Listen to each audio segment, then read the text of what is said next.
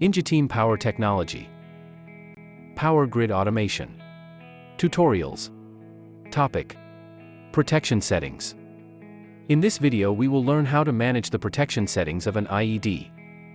Protection settings can be managed from both the POC Factory application or the IED's web server. First, we will configure an instant overcurrent protection from the POC Factory application. For that, we first need to open the application and select the IED in which to configure such protection. To access the protection settings, we need to click on the Protection Settings tag in the Settings section in the column to the left. Then, we will look for the selected protection in the expanding tree-like structure in the left side of the screen. Before getting into the configuration, we will click on the Show Advanced button, so that all parameters are available to the user. The protection will be enabled, configured for a trip operation type and with a 1.5 amps threshold value.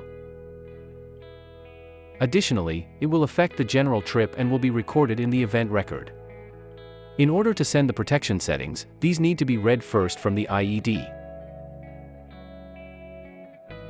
As it can be seen, both the protection enabling parameter and the threshold value differ from that in the IED.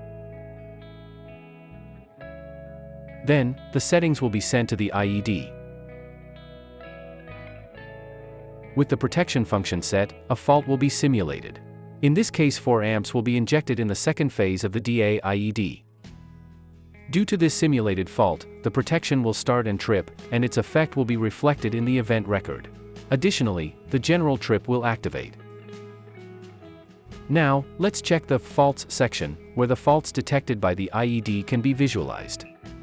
We'll need to refresh this list to get the latest faults from the IED. Here, the activation of the instant overcurrent protection and its associated report shall be found.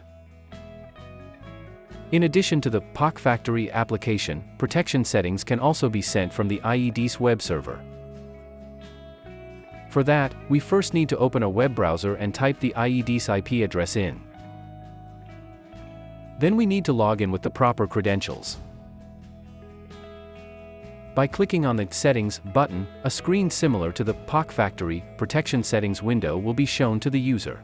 Nonetheless, as opposed to the application, the parameters will directly be read from the IED.